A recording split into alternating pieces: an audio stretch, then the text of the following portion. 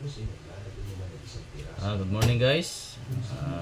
Breakfast time. Ulam natin ngayon guys is vegetable malunggay, sinabaw with fish tulingan. Mayroon din tayong fried fish tulingan. Sasawa natin guys is tuyong suka. Kain tayo guys, malinis ang kamay ko guys.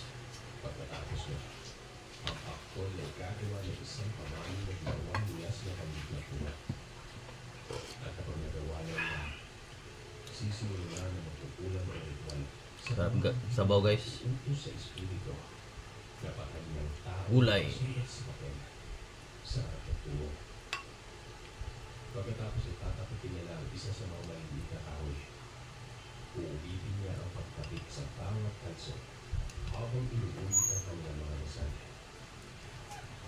Napakuntulong niya ako. Ay sa kanya pinakailangan ng magkaroon. Yun na. Nakakahaba ng pagpapaliwanag ng kasendo niya. Naging nagsisisigaw ang asawa ko.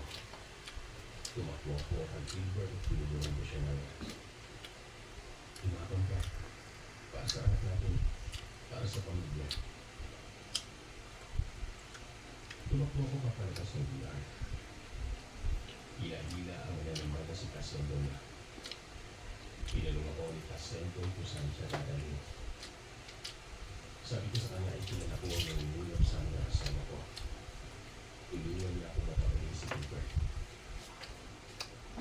Umuna naman kasi nagtapon na kami ni Casendo. Pagdating sa pagkabahay ko, ay ako na kung nakatingin sa bintana ng kwarto ni Jocelyn. Nakita ko siya naka-angle na ako naninigarilyo. Siligawan ko siya. Harap nang sinara ang bintana niya pero nakikita ko ang mga anyo niya. Pinigilan ako ni Casendo na. Sabi niya, ang panguulam ay maaaring ibalik sa magugulang. Ito ang tinatawag nilang Marisol. Ibalik natin sa inyo kasi ito ang pinamigmig niya sa amin. Ganito sabi. Inubig ni Casendo na sa bahay namin ng pinagpapon ng pangawanta sa patron na si Jocelyn. Nag-ritual muna si Casendo bago nagpagin ng isang ina-ata sa gitna ng sala namin. Sabay namin tinawag ang Espiritu Santo at ang kapay niya ng Panginoon sa Kristo. Nagsisimula pa naman ang mga ritual laban sa patron ng natinang sa Kristo. Hindi na ang Kristo ang umiro pero sinito ang tawag na. Hindi ko alam kung paano ko tatawagin na sa mga ritual. Tinawag sa akin mula sa ospital. Inatake ang mga asawa ko. Wala nito. Hindi na ako nakapagsalita pa. Hindi ko matulad kung ano ang nangyari sa amin. Harap bilis. Ilabas ako ng bahay at nakita ko na may kung anong ginagawa doon si Jocelyn. Hinila ko sa Casendo at tinungo si Jocelyn.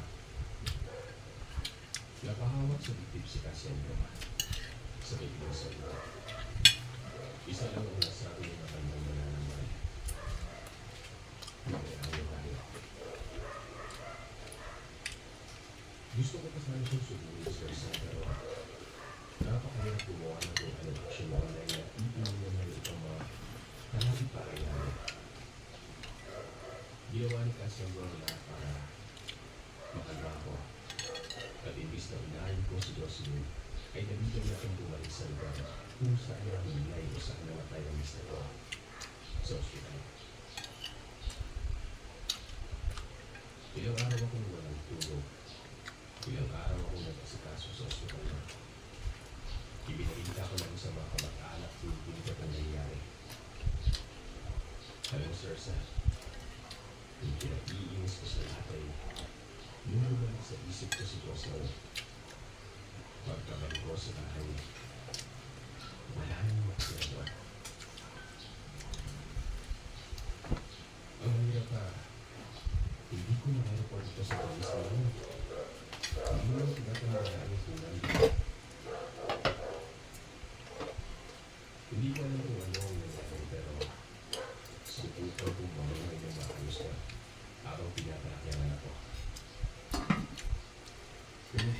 isa kong kapatid. Doon ay tinulungan niya ako na kahit paano, pag malusog ang nasa sinapupunan ko. Hanggang sa naging nakasuhan ako na maayos naman. Bukod na doon, nagpapagumati ako kay Casendo. At sinabi niya nito na magmula nung nawala nga si Tito kay hindi na nagpupunan ang naisip na pagpupunan sa akin ng kapitahan namin. Hanggang ngayon, hindi ako mawawala sa simbahan. Hindi ako pinigil sa pagdarasal. Nasa isip ko, hindi ko na paano makaganti sa makataong paraan.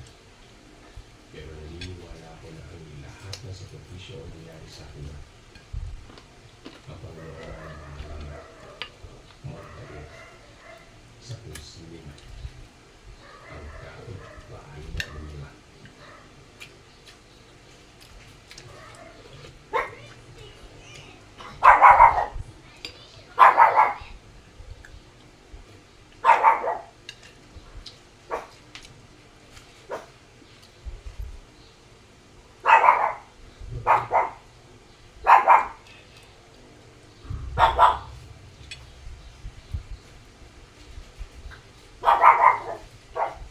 Ako nga pala si Gerald.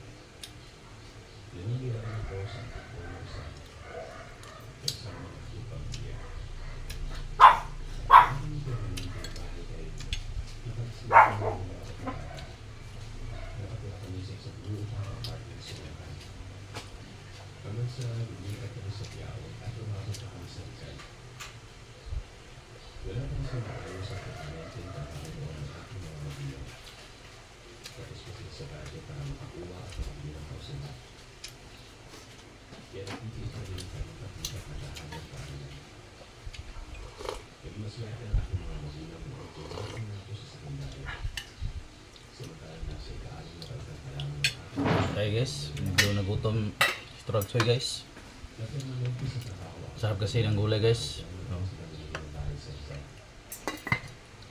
Medyo may lumaan na pagtigo ang mga kagamitan pero maayos na magyahan. Hindi lang rin masyadong kinakapos sa pagbabudget at paggasto sa araw-araw at nakapasok ako sa destination eskwelahan kung saan hindi lang ako masyadong binibili ng ibang estudyante. Dati kasi nung nasa public school ako ay madalas ang binibili. Lagi na lang ako kinakapos sa araw at pinagtrabaho na lamang ako ng pagkain ng aking mga magulang. Paulit-ulit ko na naman ng aking lunchbox kaya iniisip ko na tinatira ang mga pinakain ko. Sa ganung paraan ay lubos ko na magkakapatid para mapagplasya ang aming mga pangangailangan sa araw-araw. Hindi ko na lang pinapansin ang panunod sa aking mga kaklase ko. Tapos ay naging positibo ako at pagkatapos sa maraming pagsubok na dumating sa aming buhay. Nais ko po sana i-share ko sa inyo ang aming pangasabang pamilya ko sa isang pinaniniwalaan ko sa aming pagiging mabuhay at tumagambala sa amin.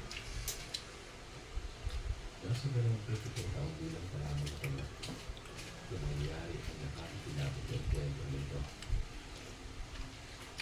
Ang insidenteng madalas mismo sa loob ng bahay namin at madalas na napapakita ang imahe ng isang babae sa aming sinutulitan. Bago ako magsimula sa pagkukwento, ay ilalarawan ko rin na ang direksyon at masikot-sikot sa aming bahay.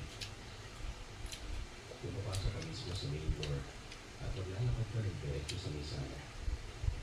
May isang maliit na pinto ang magdadala sa iyo patungo sa hagdan. Sa gawing kanan naman ang matatagpuan ang dalawang malaking plakong na pinto na nagsisilbing silipulugan ng tatay. Sa mataywa, makikita na ng isang upuan. Ang upuan na nakakapula ang silipulugan ng tatay ko patungo sa kanilang ng kondisyon. Sa kabila ng pader, sa gawing kaliwa ay nakakapula ang plako at isang tawag na hanap sa isang maliit na stero.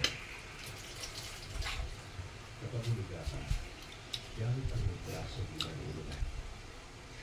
Maaari kang pumarap sa pagpilit mismo video.